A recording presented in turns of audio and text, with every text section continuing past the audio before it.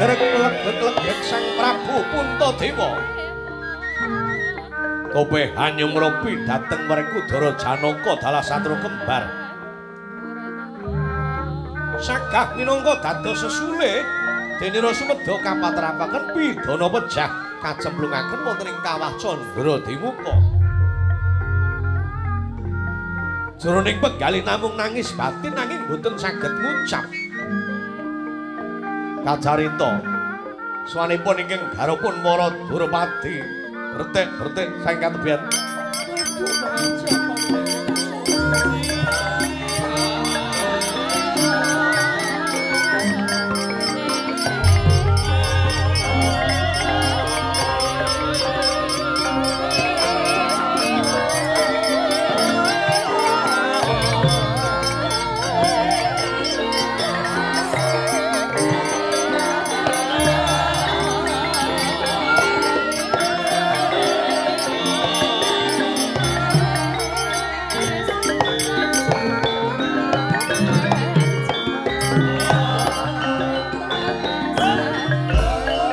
mustikaning wanita omong laganing Antias Seneram Toyo Amarta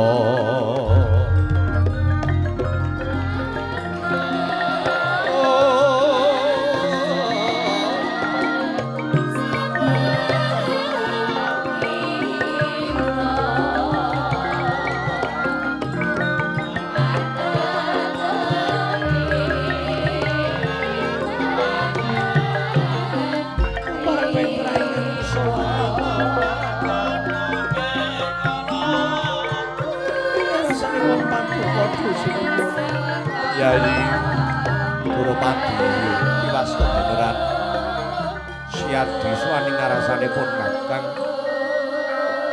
agewahipun Kakang menggalih kalawan patrap tumrape kadangmu Yai Werkudara Yai Janaka Yai Kembar karanapun Kakang dituding luput dening dewa nimbulake gara-garing kayangan anggonipun Kakang nenuwun marang purbaning Gusti Kang Kawasa jagat muri swargane Kanjeng Rapandu malapun Kakang bakal sinendal mayang saaragane kacemplungake kawah nanging Yayi pidana kang mangkono diwakili dening adhiku Yayi Werkudara Janaka lan kula sedewa kang saiki nderake marang keparenge dewa ing kayangan Yayi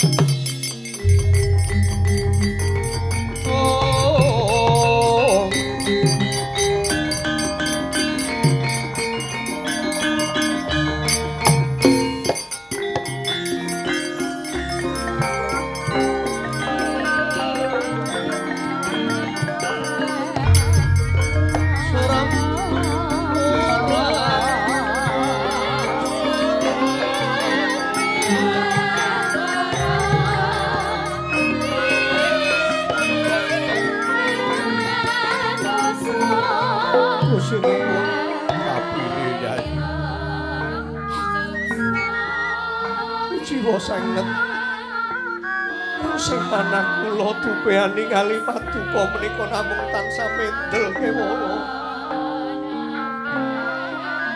awit ginanipun menapa paduka minangka dados pangarsaning praja kang gadhah kewajiban rumeksa bumi kelahiran ngorbanake bondo yen perlu nyoba yen ngantos paduka menika amriksani para kadang nandhang Cintraka. Muga paduka menika boten kagungan greget sak biyantu dhateng teng Raida sinuwun. Pundi dunungipun paduka anggenipun dados nalendra ingkang jagi dhateng kawibawan kawicaksanan.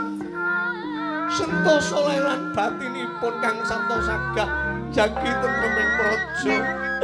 Wisaken ing Rayi Werkudara Janaka ingkang tanpa darbini kalepatan kemanamung yang dosanipun paduka. Kacarita kaya tinotol Brajulungit panggalipun Sang Prabu Puntadewa dupe nampi Penangisipun ingkang garwa dipunanggep bilih nalendra ingkang kirang tanggel jawab tan saged ngrungkebi dhateng cintrakanipun perkadang. Tembung wong sabar ana watese. Ical sifat kamanungsane jelek ana buta gedene pitung gunung ngebaki jagat.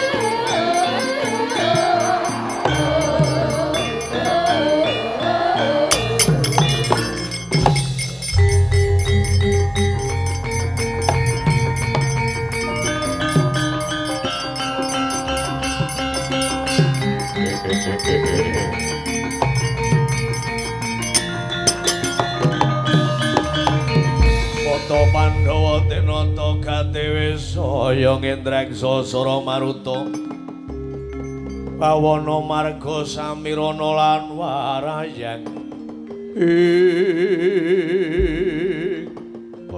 bojling meraptaka gelap lis lanak lakune jeling-jelingan Durapadi garwaku wong ayu tujune sadi ngelingake kalawan pun Kakang ing atasipun Kakang Nalendra ki wajib rumeksa marang bumi kelahiran. Ora mung kuwi ya kudu bisa njaga marang sedulurku Dimena Nandhang Cintraka. Gunane apa aku dadi ratu ora iso njaga marang tentreming kadang. Padha wae dianggep mung mikirke klimise lambene dhewe. Mlenduke wetenge dhewe ora mikirke karo sedulur. Pandhawa, aja nganti awake dhewe anggone kekadangan kuwi sempal mung perkara pidana. Yen arep nyemplung neraka ya nyemplung bareng. Ning upamane ora nyemplung bareng aku ora trima kayangan tak gawe karang abang. Ayo, para dewa ing kayangan kelaku tak obrak-abrik kayanganmu.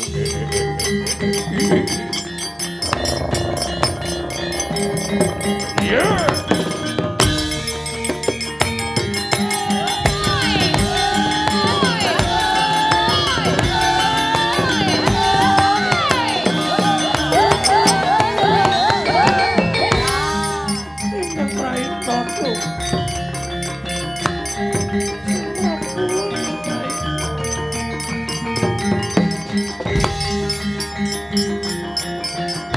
Geger ayo iki geger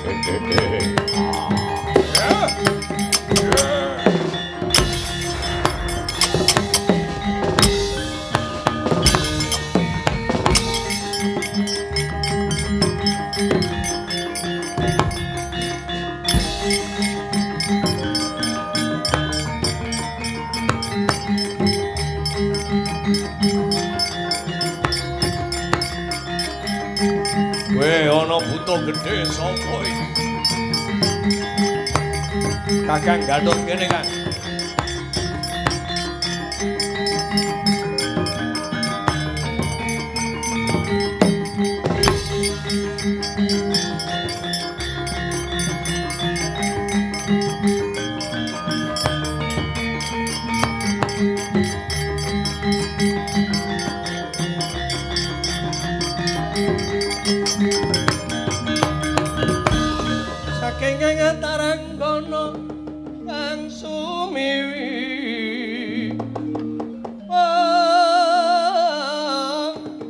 Warata tanpa selo warata tanpa selo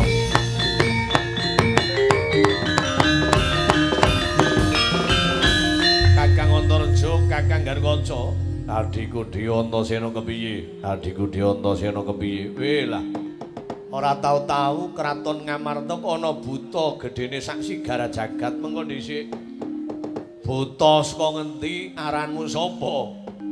Bojling-bojling praptaka gelap lislana lakune jling. Antasena aja pangling karo aku. Lho kok ngerti marang aku ya, Kang? Antarja aja pangling marang aku lan Gatutkaca waspadakna nggir. Jatine Manapunwa kuwi pepundhen wing Ngamarta Prabu Puntadewa. Karana kebranang rasane atimu, bapakmu lan pamanmu si Bagus Janaka. Siragil kembar kuwi arep nebus dosane Punwa Gulup. Nanging sejatine Mana Punwa kuwi ora rumangsa ndarbene keluputan. Ing atase mung mangsa semedi. Tak rewangi riala, tak rewangi priyatin, nuwun marang Gusti Kang nyipta jagat murih eyangmu Pandhu lan eyangmu Madrim bisa tinampa nang kasuwargan kumalan dianggep luput. Bapakmu arep dirangkek cemplungna kawah.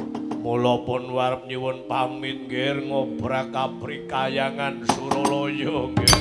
Dewa Mral sing arep ngeringake dewe kayangan.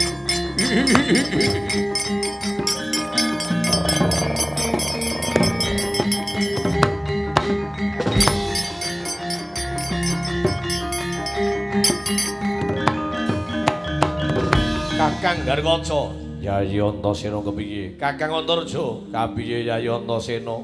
Pancen jaman saiki jamane akeh mendol langka wedhus. Trenggiling api-api mati, gajah ambung-ambungan teki. Awake dhewe dadi satru kuwi kudu bisa ngandhelake kapraitnan. Aja nganti Ngamarta kabroboling kakerep masa iya. Ing atase Puntadewa. Bapak Werkudara paman pangeran lan paman kembar. Mung padha mangsa semedi nyuwun murih leluhure awake dhewe padha tampa nang swarga, lho kok malah ana dewa sing nyebut ratri. Iki mesti ana lakuning dom suruping banyu wong nabok iri tangan.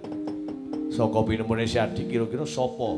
Saka pinemune Siadi kira-kira sapa sing gawe-gawe? Tetep Pendhita Durna iki. Lho kok Pendhita Durna dasarmu apa? Siji Durna lara sengkuni kae ora iso turu yen to negara Ngamarta ki negarane maju, negarane tentrem. Ngreka daya mbuh nganggo dalan apa bisa wae Pendhita Durna sowan ning kayangan ning ngarsane Pikulun Bathara Guru. Kanthi srana rembug omong-omong iming-iming amang-amang. Omong-omong rembugan jaluk diayomi iming-iming cetha singgo ngiming-iming ki Lesmanawati. Cara wayangan jaman saiki jlontor teh sinden sing ayu-ayu. Apa Siadi ngerti karo lelakoning dewa? Dewa ki padha karo menungsa kok. Malah dewa-dewa sing nang dhuwur ki malah senengane nyawang sing ayu-ayu lho. Beda karo awake dhewe arep pola sethithik wedi karo sing wedok. Sing nek dhuwur ki ana anggarane khusus kok. Anggaran pendawaran ki ana beda karo Antasena. Beda karo Antarja kuwi pancen kudu uripe priyatin temenanan. Mula kang sapa iku tuk sumbring perkara tetep wong Ngastina sing adu-adu ayu. Aja-aja ana laku ning domsring banyu wajib Garkaca, Antarja, Antasena njaga aja nganti Ngamarta kabrobol ing akerep.